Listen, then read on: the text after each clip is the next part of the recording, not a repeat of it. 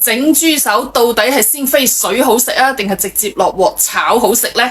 如果豬手你直接用清水嚟煮嘅話，哇，真係笑甩人隻大牙啦！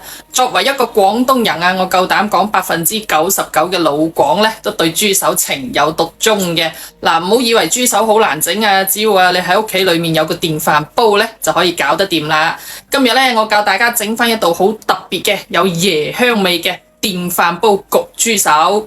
同你以往食過嗰啲豬手都唔同嘅，花幾分鐘時間學識呢一道五指毛肚焗豬手。電飯煲版嘅做法非常之簡單，整出嚟嘅味道呢，比出面買嗰啲更加好食，鹹香適中，椰香濃郁，就連80歲冇牙嘅阿公阿婆都可以食到嘅。諗起都流晒口水啊！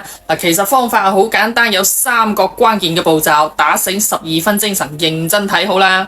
第一步，用執翻嚟嘅鹹豬手，刮乾淨佢啲格拉底毛之後呢，就捽乾淨佢表面啲污糟邋遢嘢，再斬成一嚿嚿，咁樣呢，就容易入口啲嘅。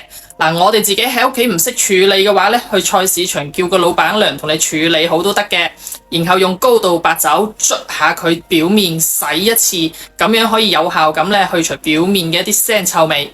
第二步，凍水裏面放薑蔥同埋些少高度白酒，切記唔好係料酒係白酒噃。大火煮滾之後呢，就撇咗上面啲泡沫佢。咁樣煮熟咗嘅豬手撈出嚟，用個溫水嚟清洗佢。記住噃，呢度一定要用溫水，唔好用凍水如果唔係一整焗出嚟啲豬腳就又老又硬，硬斑斑咬唔喐噶啦。第三步，重頭戲嚟啦，認真睇呢一步呢係豬手好食嘅關鍵。洗好嘅豬手落啲生抽，俾啲蠔油，同埋一包呢種星級酒樓都喺度用緊嘅五指毛肚調味粉。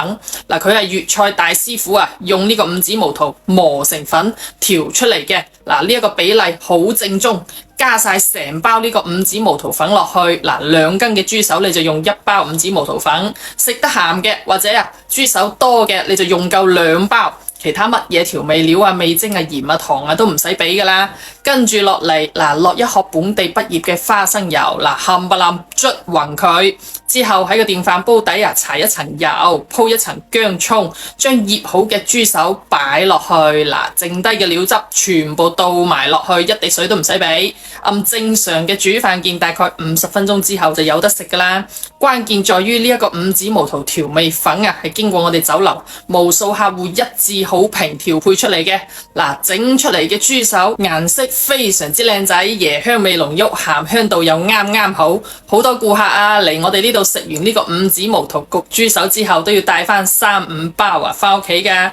呢一個五指毛肚調味粉，你喺屋企就算從來冇落過廚房，都可以整得到椰香味濃郁、軟爛多汁，好食到舐舐脷嘅五指毛肚焗豬手。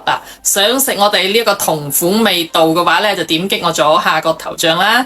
呢度有個櫥窗，我呢一個五指毛肚調味粉就擺喺裏邊俾你哋噶啦。趁住有活動，臨帶多幾包翻屋企，整俾你屋企啲太子仔太子女食啦。